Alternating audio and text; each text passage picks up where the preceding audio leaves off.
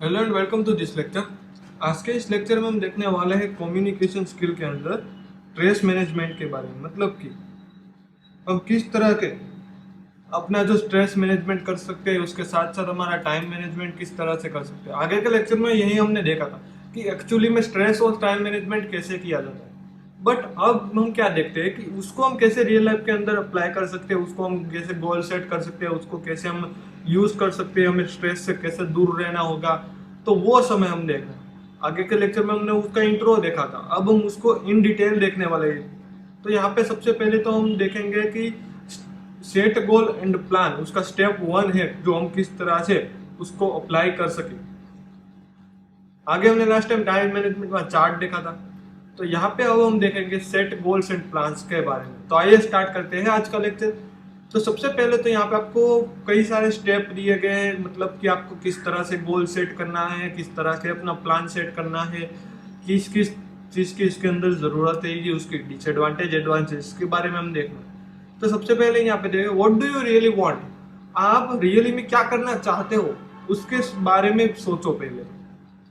मतलब कि आप कभी भी जो भी स्ट्रेस मैनेजमेंट और टाइम मैनेजमेंट करना चाहते हो, तो वहां से सबसे पहले आपको क्या स्टार्ट करना होगा कि आप रियली में क्या करना चाहते हो, आप अपना कौन सा अचीवमेंट करना चाहते हो। तो वो सबसे पहले तो आपको क्या करना पड़ेगा, देखना पड़ेगा। जिससे कि क्या होगा, जिससे कि एक आपको पता चल जाएगा कि आपको आगे जाके क्या करना होगा। आपका जो टाइम है ना, वो आप दूसरी चीज के अंदर किसी भी तरह का वेस्टेज नहीं कर पाओगे, क्योंकि आपको पता ही होगा कि मुझे इस चीज के अंदर ही अपना करियर क्रिएट करना है या अपना टाइम बनाना है। तो ये बात आपको याद रखनी है कि सबसे पहले तो आप क्या करना चाहते हो वो सोच के रखना है। दूसरा, goal for life, next 5 year, this year, this semester, this week, today. As a student की तरह देखने जाए तो हमारा मेन तो एक ही फोकस होता है कि हम हमारे एकेडमिक एजुकेशन को हम कैसे अच्छा बनाए, हमारा परफॉर्मेंस कैसा बेहतर बनाए।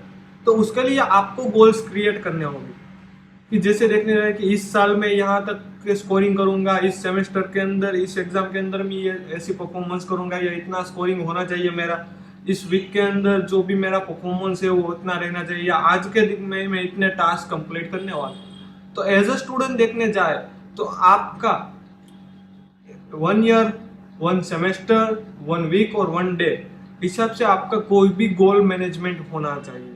आपको गोल अचीवमेंट की डेट लिख के रखनी होगी कि मैं, मान लीजिए कि छोटा मोटा टास्क है तो मैं इतना कहूंगा कि मेरे आज जो ये टास्क है ये मैं 5 टास्क आज कंप्लीट करके ही सोऊं। तो ये वन टाइप ऑफ हमारा गोल क्रिएट होगा ना, कि हम गोल क्रिएट कर रहे हैं। तो एक 1 डे का भी हो सकता है, 1 वीक का भी हो सकता है, 1 सेमेस्टर, 1 ईयर का भी हो सकता है।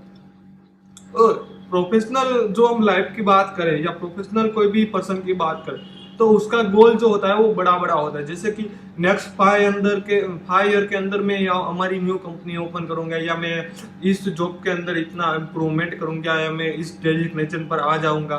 तो ये सब आपको गोल पहले से ही फाइंड आउट करके रखने होंगे।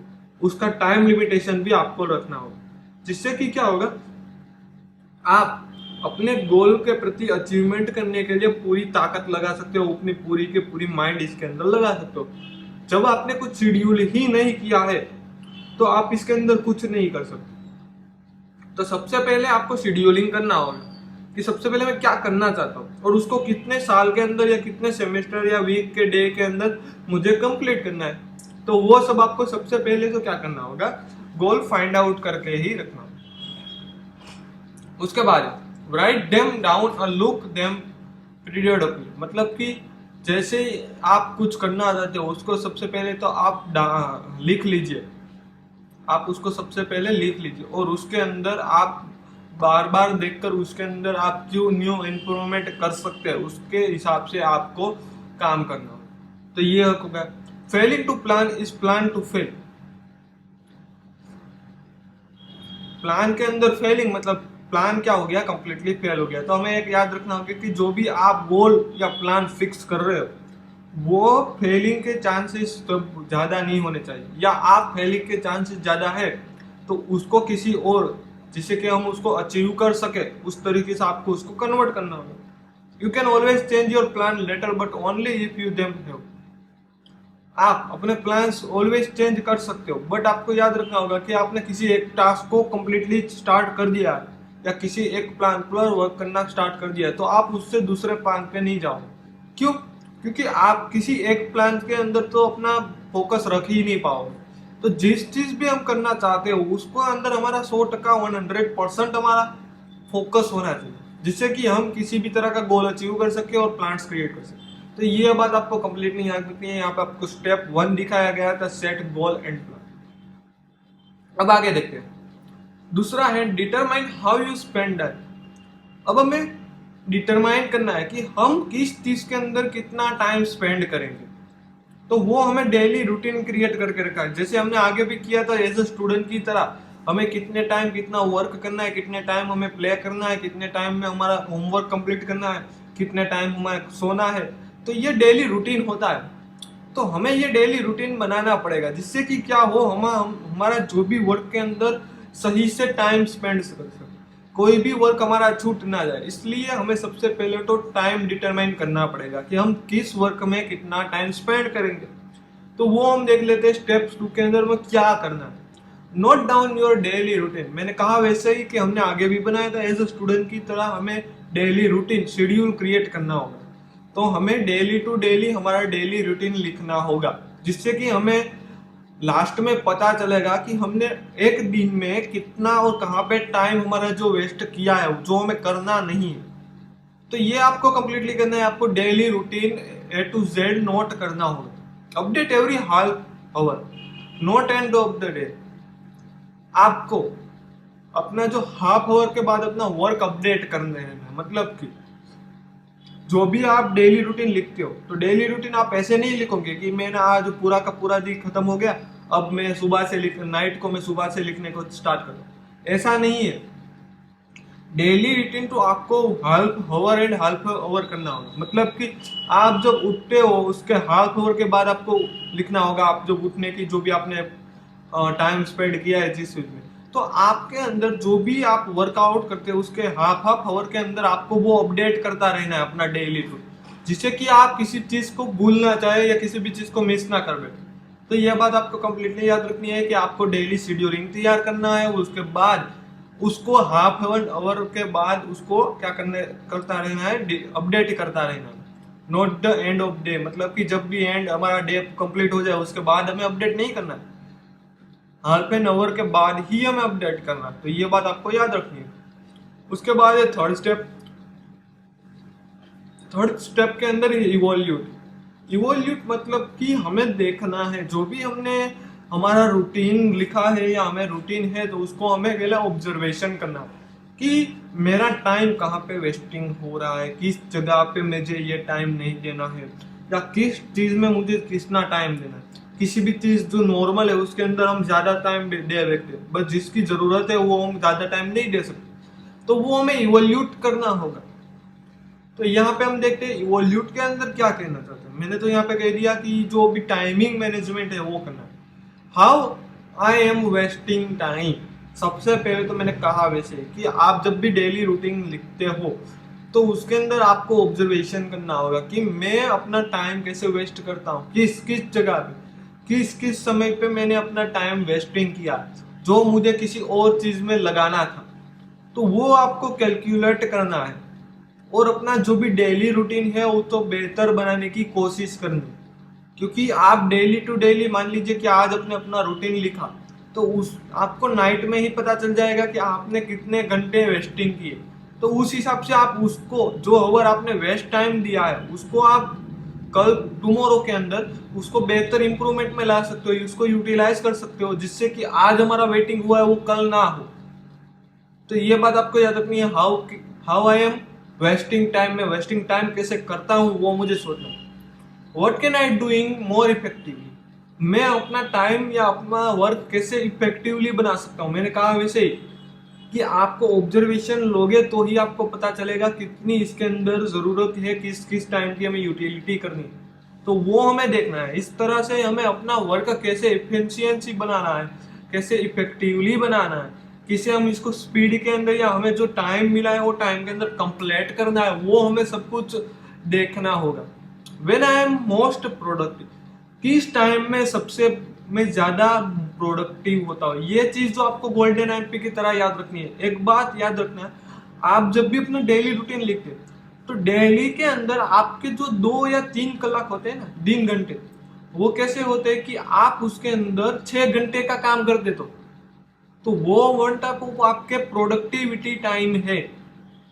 क्या है आपका प्रोडक्टिविटी टाइम? खास इसके अंदर आपको फोकस रखना है, व्हाट इज प्रोडक्टिविटी टाइम। हम देखते हैं कि हम कई बार क्या होता है, कितने भी बच्चे हैं या कितने भी स्टूडेंट है या कोई भी प्रोफेशनल पर्सन है, वो सुबह में जितना काम करता है ना, उतना वो दोपहर के बाद काम नहीं कर पाता। मतलब कि सो सुबह वो 3 घंटे में अपना 6 घंटे का काम कर देता है। कई स्टूडेंट की ये हैबिट होती है कि वो नाइट के अंदर 3 घंटे में 6 या 10 घंटे का काम कर दे। तो वो हमारा प्रोडक्टिविटी टाइम है। एज ए स्टूडेंट की तरह हम देखने जाए तो आपको क्या होता है, सवेरे के टाइम में देखने जाए तो आप जो भी रीड करते हो वो अच्छी तरीके से रीड हो जाए। मतलब कि आप 3 कलाक के अंदर या 3 घंटे के अंदर जितना रीड कर पाओगे, उससे ज्यादा आप सवेरे जो रीड करोगे तो उससे ज्यादा आप रीड कर पाओगे। तो ये आपका प्रोडक्टिविटी टाइम है। मतलब कि आपका माइंड वहां पे एक्टिव होता है इस समय के अंदर, जिससे कि आपका जो भी वर्क है वो फास्टली और इफेक्टिवली वर्क करता है आपका माइंड। तो ये बात आपको यकीन होगी कि कब में अपना माइंड प्रोडक्टिव होता है, वो हमें ऑब्जर्वेशन करना होगा। और वो ऑब्जर्वेशन हम कैसे कर पाएंगे, हमें कैसे पता चला कि कब में प्रोडक्टिव होता है? जब आप डेली रूटीन लिखोगे तब तब आपको नजर आ ही जाएगा कि इस टाइम के अंदर ये जो 3 घंटे है उसने अंदर मैंने ज्यादा काम किया। तो मतलब कि 3 और 4 के बीच में जो भी मैंने काम किया या 3 और 6 के बीच में जो भी मुझे काम किया वो मेरा प्रोडक्टिव टाइम हो गया। तो वो आपको याद रखना। I am eating, sleeping and exercise. मुझे कब ईटिंग करनी है, मतलब में मुझे कब खाना है, कब स्लीप करना है, कब एक्सरसाइज करनी है। तो ये आपको टाइमिंग पहले से ही फिक्सिंग करके रखना होगा। जब आप इसका टाइमिंग फिक्सिंग नहीं करोगे तो आपको ये जो रूटीन होगा ना वो पूरा का पूरा बिखर जाएगा। तो सबसे पहले तो अपना जो रूटीन है वो कंप्लीट करता रहता है। देखिए 12 बजेंगे दोपहर के तो मैं लंच कर लूंगा, रात के 11 या 10 हो गए तो तब मैं अब स्लीप हो जाऊंगा, सुबह 4 बजे मैं उठ के अपनी एक्सरसाइज कर लूंगा। तो वो आपका रूटीन फिक्स होना चाहिए जिससे कि आप अच्छी तरीके से अपनी लाइफ साइकिल को मेंटेन कर सकें। तो ये बात आपको कंप्लीटली याद रखनी होगी। How does my actual use time compare to my goals. मेरा जो टाइम है उससे मेरे गोल्स के कंपैरिजन की तरह कैसे यूज करना चाहिए। मतलब मान लीजिए कि मेरा कोई एक गोल्स है, वो है 1 ईयर का। तो मैं दिन में कितने घंटे काम करूंगा इस गोल पे, तो मुझे वो 1 ईयर के बाद कंप्लीट होने को मिलेगा। तो ये आपको टाइम हिसाब से कंपैरिजन करनी हो गोल के साथ, और आपका टाइम दोनों कंपेयर करना है। अगर मैंने डेली तो 5 आवर वर्क किया हमारे गोल पे, तो मैं ईयर के अंदर ये अपना गोल अचीव कर लूंगा एकदम आसानी से। तो ये आपको कंपेयर रखना है कि मैं अपना गोल कितने टाइम के अंदर कितना घंटा काम करूंगा डेली तो मैं अचीव कर सकता हूँ। स्पेंड टाइम हियर, मतलब कि यहाँ पे आपको कंप्लीटली टाइम देना है। ये जो टॉपिक है ये बहुत मोस्ट इंपॉर्टेंट टॉपिक है। जब भी आप प्रोफेशनल लाइफ के अंदर आगे बढ़ोगे, स्टूडेंट की तरह तो अभी आप आगे बढ़ ही रहो, पर जब आप किसी भी कंपनी या किसी भी ऑर्गेनाइजेशन के साथ जुड़ोगे तो वहां पर आपको पर्टिकुलर गोल दिए होंगे। तो वो गोल हमें कैसे अचीव करने हैं ना, उसके लिए आप डेली टू कितना अपना टाइम वेस्टेज करोगे, मतलब कि उसके अंदर स्पेंड करोगे, तो जिससे कि हमारा इतने समय के अंदर हमारा गोल कंप्लीट हो सके, तो वो आपको कैलकुलेशन करने को रहेगी। तो ये आपको कंप्लीटली याद रखना है, अपना टाइम इवैल्यूएट करना होगा।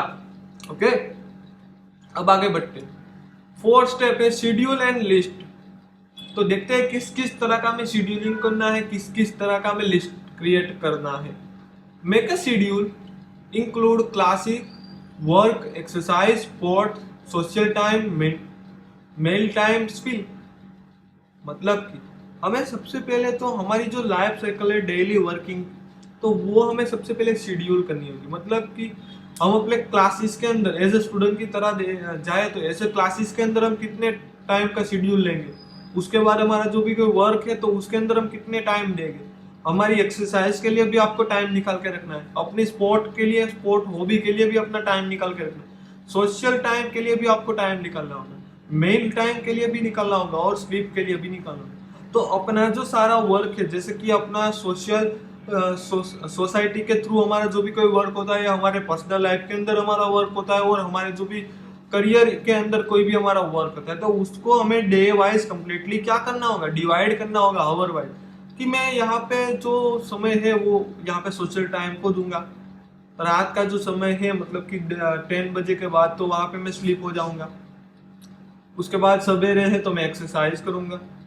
पूरा दिन है तो उसके अंदर मैं हमारा क्लासेस और वर्क भी करूंगा। उसके साथ साथ जो हमारा 6 बजे का टाइम है तो वहां पे मैं स्पोर्ट कर लूंगा। तो वैसे आपको शेड्यूल मेंटेन करके रखना होगा, जिससे कि आपकी अपनी लाइफस्टाइल कंप्लीटली अच्छी तरीके से चल सके।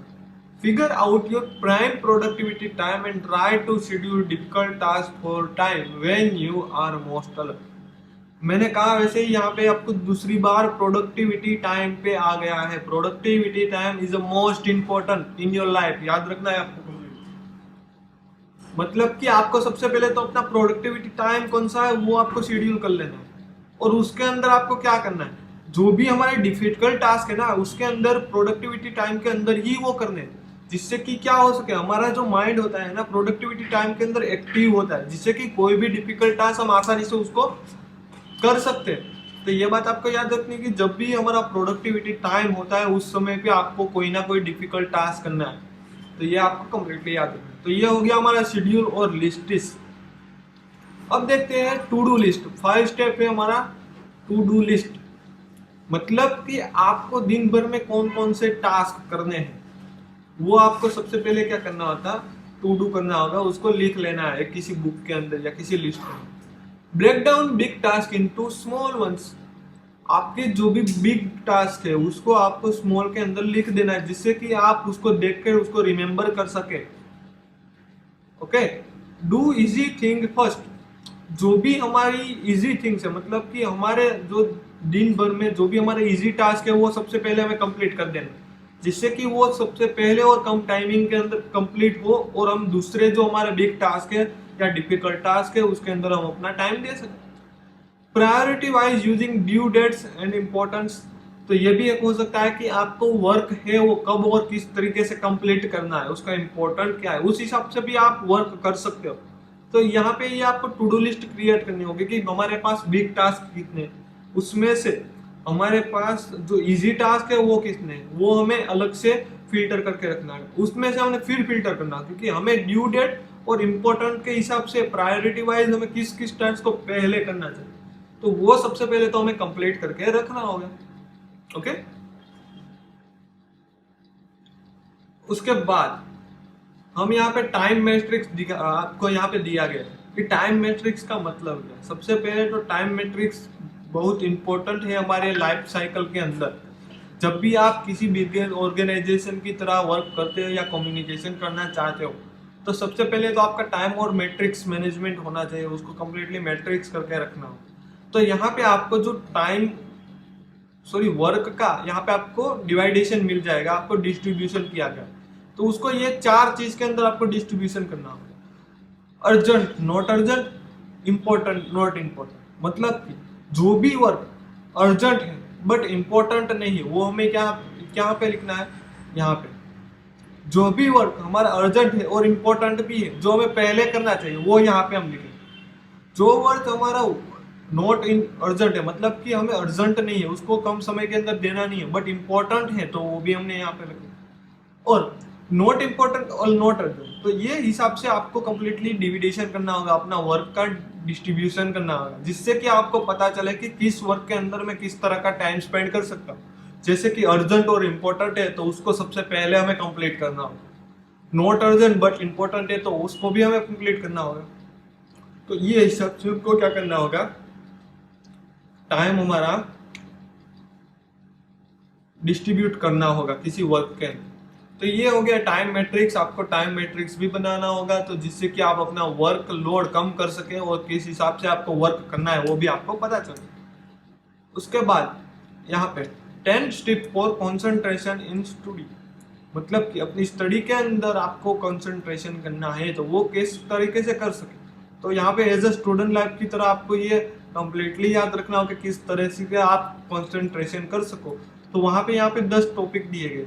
तो यहाँ पे सबसे पहला है टाइम टेबल। हमने आगे भी देखा था आगे के लेक्चर में कि स्टूडेंट लाइफ को एक टाइम टेबल और शेड्यूल उसका मेंटेन करना होगा, जिससे कि वो टाइम मैनेजमेंट अच्छी तरीके से कर सके, वो स्ट्रेस से दूर रह सके। दूसरा है सफिशिएंट स्लीप। आपको जो भी अपना टाइम है उस टाइम के अंदर स्लीप करना है, और अपना जो भी आप बोल सकते हो 7 से 8 घंटा वो आपको कंप्लीटली स्लीप करना होगा। अवॉइड स्ट्रेस, स्ट्रेस से आपको दूर रहना है। प्रॉपर डाइट आपको करनी है, रिवार्ड योर सेल्फ करना है, बी प्रिपेयर करना है। सबसे पहले तो आप किसी भी चीज़ के अंदर अपने आप से प्रिपेयर होने चाहिए। Watch your environment, have a waste tea, do critical task first, meditation and yoga. तो ये जो 10 टिप्स है यहाँ पे आपको दी गई है वो आपको कंप्लीटली अपने लाइफ के अंदर डेली टू डेली करनी है, जिससे कि आप अपने स्टडी के अंदर कंसंट्रेशन कर पाओ। तो ये आपको एज ए स्टूडेंट की तरह याद रखना होगा। यहाँ पे आपको लिखा है कंटिन्यू लर्निंग, किस तरह से हमें लर्निंग करना है। लर्निंग पिरामिड यहाँ पे आपको दिया गया है एक स्टार्ट की तरफ। तो सबसे पहले तो एवरेज स्टूडेंट रिटेंशन रेट, यहाँ पे आपको एवरेज स्टूडेंट की तरह पे दिखाया गया है कि किस तरह से आपको काम करना। तो कोई भी जो चीज़ आप लर्निंग करना चाहते हो तो उसके लेक्चर के अंदर 0% रीडिंग, 20% आप ऑडियो विजुअल से कर सकते हो, डिमोन्स्ट्रेशन के 30% से, डिस्कशन से 50% आप सीख सकते हो, प्रैक्टिस से आप 75% सीख सकते हो, और दूसरों को सिखाने से आपको 19% याद रहेगा। तो आपको ये याद रखना है कि आप अपना जो लर्निंग है वो कैसे करेंगे। यहाँ पे आपको मल्टीपल मेथड दी गई, बट ये सारी की सारी मेथड आप जब भी कोई ऑडियो विजुअल करते हो तो आपको उसके अंदर 20% आपको याद रह जाता है जो आप सीखने हो। डिमोन्स्ट्रेट करते हो तो उसके अंदर 30%, डिस्कशन करते हो किसी एक टॉपिक के अंदर तो वो आपको 50% उसकी लर्निंग दे देगा। उसके बाद ये प्रैक्टिस डूइंग, मतलब कि आप उसकी प्रैक्टिस अगेन एंड अगेन करते हो तो वो आपको 70% तक कंप्लीटली लर्न हो जाएगा। और आप किसी भी चीज़ को दूसरे को इंफॉर्मेशन देते हो या उसको टीच करते हो तो वहाँ पे आपको 19% लर्निंग हो जाता है। तो ये आपको कंप्लीटली याद रखना है कि इस तरह से आप लर्निंग कर सकते हो एज अ स्टूडेंट लाइफ की तरह। ओके, तो यहाँ पे हमारा लेक्चर होता है खत्म। यहाँ पे हम फिर से देखते हैं आज के लेक्चर में हमने क्या क्या देखा। सबसे पहले तो यहाँ पे हमने सबसे पहले तो हमने स्टेप देखे थे कि हम टाइम मैनेजमेंट और स्ट्रेस मैनेजमेंट कैसे कर सकते हैं। उसके अंदर हमने पहले देखा था सेट गोल करना है अपना, और प्लान्स भी क्रिएट करना है। उसके हिसाब से हमें उसको समय के हिसाब से डिस्ट्रीब्यूशन करना है, प्लानिंग करनी है। उसको फेल होने के चांसेस कितने हैं वो हमने देखा है। उसको एक अच्छी सक्सेस की तरह में कन्वर्ट करना है, वो भी हमें कंप्लीटली याद रखना है। उसके बाद हमने स्टेप 2 देखा। उसके अंदर हमने देखा कि हमारा डेली रूटीन क्रिएट करना है और उसको हाफ आवर के बाद ही आपको अपडेट करते रहना है। ओके, तो ये हमने देखा था। उसके बाद देखा इवोल्यूट के अंदर हमने देखा कि जो हमने डेली रूटीन क्रिएट किया है उसको हमें कंप्लीटली ऑब्जर्वेशन करना है। उसके बाद हमें देखना है कि हमारा कौन सा टाइम जो वेस्टेज टाइम है उसको हम कैसे हमारे दूसरे वर्क के अंदर यूटिलाइज कर सकते हैं, जिससे कि हमारा वर्क इफिशियंट बने और अच्छा सा बने। उसके बाद हमारा प्रोडक्टिविटी टाइम कौन सा है वो हमें देखना है। उसके बाद हमें हमारा जो डेली रूटीन है वो मेंटेन करना है, तो वो सब हमें देखना है। उसके बाद हमने शेड्यूलिंग एंड लिस्टिस देखा, मतलब कि हमें किस तरह से किस लाइफ साइकिल को हमें शेड्यूलिंग करना है। मतलब कि हम जो हमारी डेली लाइफ साइकिल के अंदर हमारी सोशल लाइफ है तो उसको कितना टाइम स्पेंड करना है, उसके अंदर हमारे वर्क के अंदर कितना टाइम स्पेंड करना है, हमारे पर्सनल लाइफ के अंदर हमें कितना टाइम स्पेंड करना है, एक्सरसाइज स्पोर्ट और आपकी जो भी हॉबीज है उसके अंदर आपको कितना टाइम स्पेंड करना है, वो आपको एक लिस्ट बना के क्रिएट करनी है। उसके बाद आपका जो प्रोडक्टिविटी टाइम है वो सबसे पहले पता होना चाहिए आपको। उसके बाद जो प्रोडक्टिविटी टाइम है उसके अंदर आप जो भी अपना डिफिकल्ट टास्क हो के दिन भर वो ही आप इसके अंदर करेंगे, जिससे कि आप वो अच्छी तरीके से और कम टाइम के अंदर वो कर सकें। क्योंकि वहाँ पे आपका जो माइंड होता है ना वो कम्प्लीटली ऑन होता है, आप एक्टिव होता है। तो ये बात आपको कम्प्लीटली याद रखनी है। ओके, उसके बाद टू डू लिस्ट क्रिएट करना है, और यहाँ पे हमने टाइम मैट्रिक्स देखा और उसके हिसाब से हमने देखा 10 टिप्स ऑफ कंसंट्रेशन स्टडी, तो हमने टिप्स देखी। उसके बाद हमने कंटिन्यूस लर्निंग के बारे में भी देखा। तो यहाँ पे हमारा लेक्चर होता है खत्म। तो यहाँ पे आपकी स्क्रीन पे आपको असाइनमेंट दिया गया है, तो ये लेक्चर कंप्लीट होने के बाद आपको इस असाइनमेंट को फिलअप करना होगा। Okay, thank you.